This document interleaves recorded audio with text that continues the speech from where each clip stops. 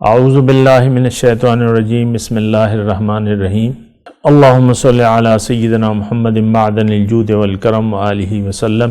سامعین و ناظرین اکرام، السلام علیکم ورحمۃ اللہ وبرکاتہ۔ آج کا ہمارا موضوع یہ ہے کہ نفس کی حقیقت۔ سوال تو بڑا اہم ہے اور ایک چیز کی حقیقت جان کے ہی ہم اس کے مناسب سلوک کر سکتے ہیں۔ یہ ایک بنیادی بات نوٹ کر لیں۔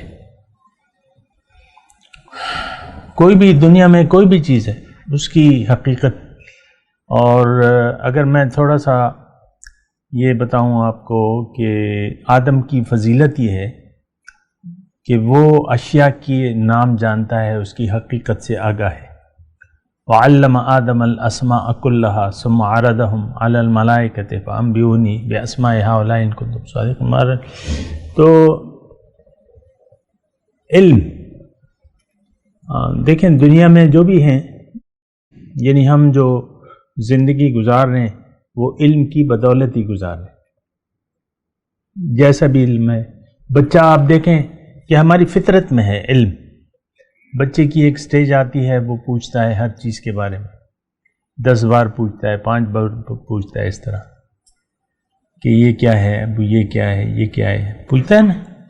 ایسی ایک سٹیج آتی ہے، وہ جاننا چاہتا ہے۔ تو یہ جاننا جو ہے یہ بہت اہم بات ہے، بالکل ٹھیک ہے، اہم بات ہے، جاننا چاہیے، اور جان کے ہی آپ آگے بڑھ سکتے ہیں۔ کسی بھی چیز کی حقیقت کو جان کے تو آپ آگے بڑھ سکتے ہیں۔ تو نفس کی حقیقت آج میرا موضوع ہے۔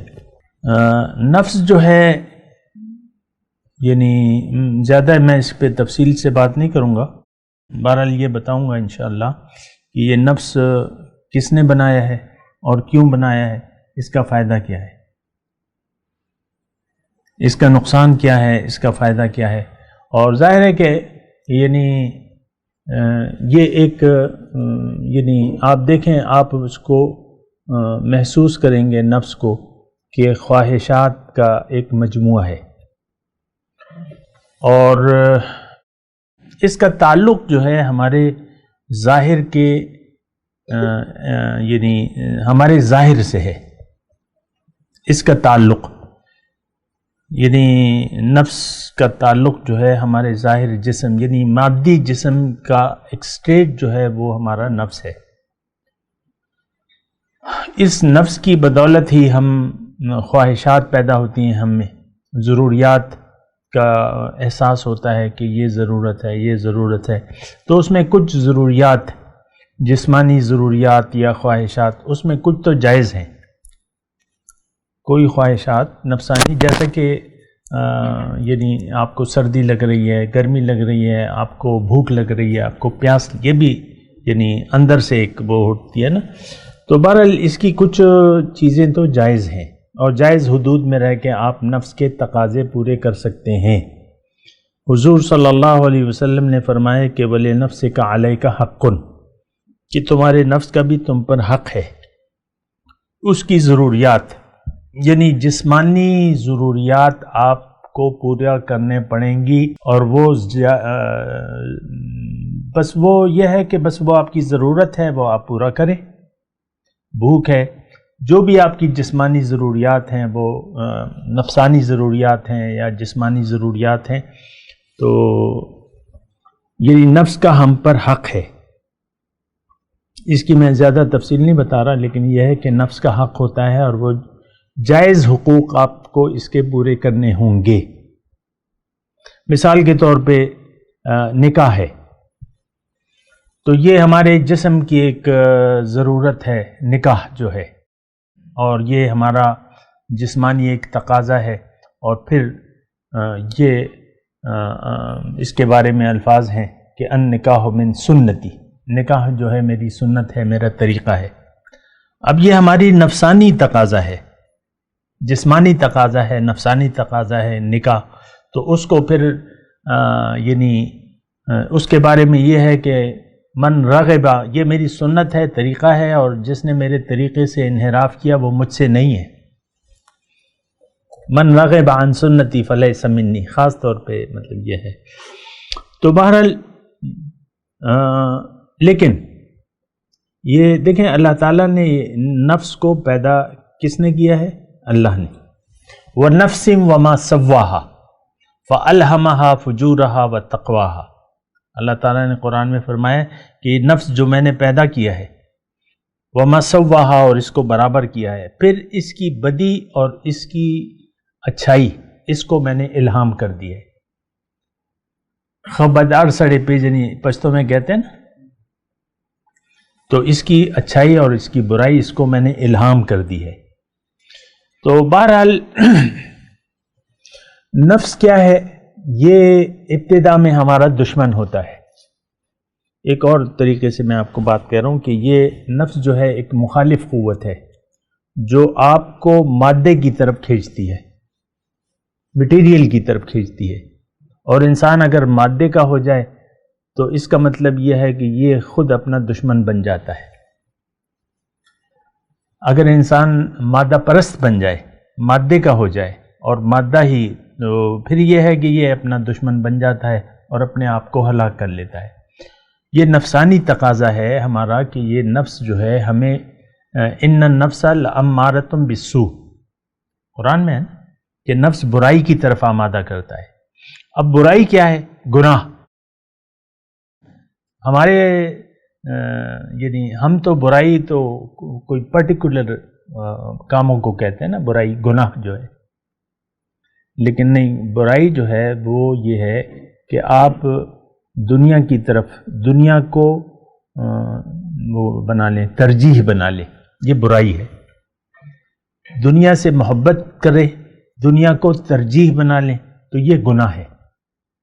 انسان دنیا میں آ کر اگر دنیا کی طرف رخ پھیر لیتا ہے تو یہ گناہ ہے، یہ جرم ہے، یہ بغاوت ہے. اور یہ نفس ہمارا تقاضا کرتا ہے ایسے کہ ظاہر کو دیکھو باقی بھول جاؤ. تو خیر یہ ایک دشمن ہے، نفس ایک دشمن ہے.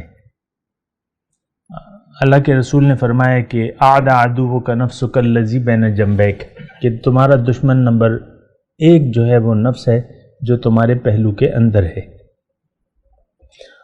دشمنوں کا دشمن، اعد عدوک نفسک الذی بین جنبیک، جو تمہارے پہلو کے اندر ہے یہ تمہارے دشمنوں کا دشمن ہے.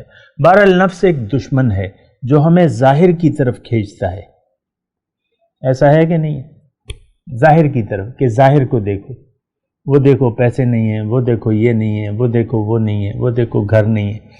وہ ٹھیک ہے ضروریات بھی ہیں لیکن وہ کہتا ہے بس اسی کو دیکھو اور کسی کو نہ دیکھو.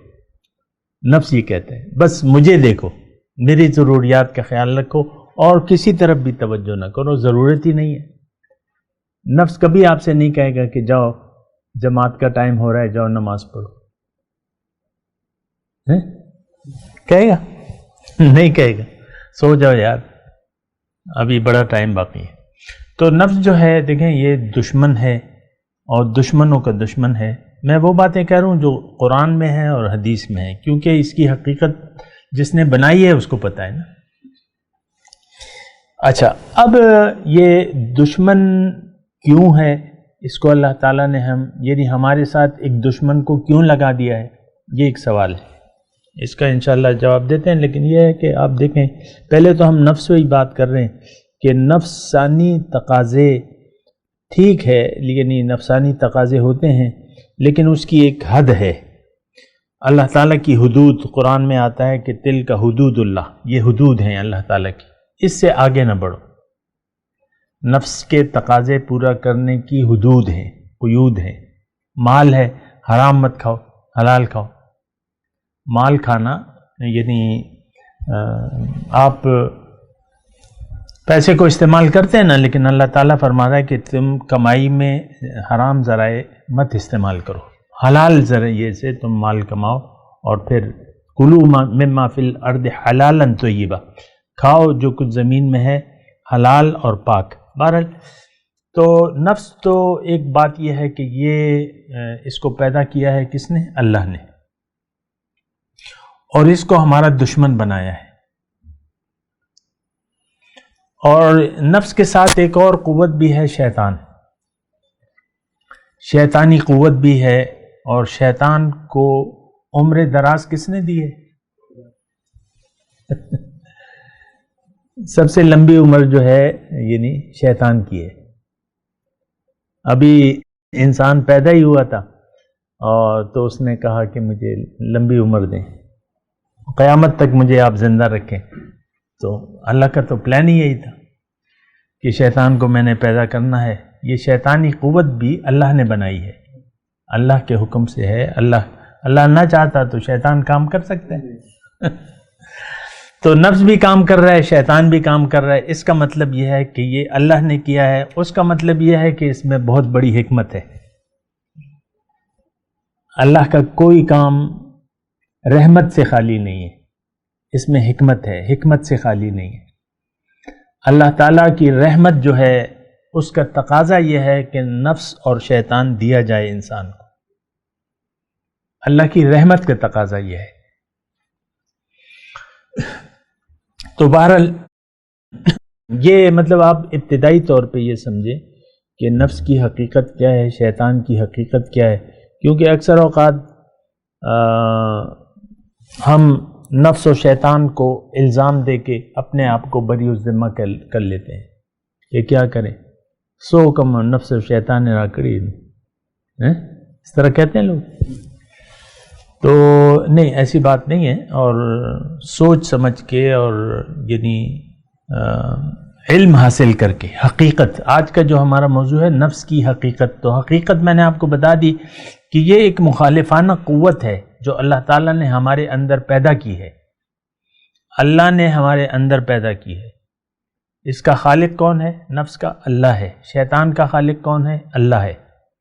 اور یہ سارا انتظام اس نے فرمایا ہے. بات کرتے ہیں انشاءاللہ ایک وقفے کے بعد. وآخر دعوانا ان الحمد للہ رب العالمین. مولاي صل وسلم دائما ابدا على حبيبك خير الخلق كلهم.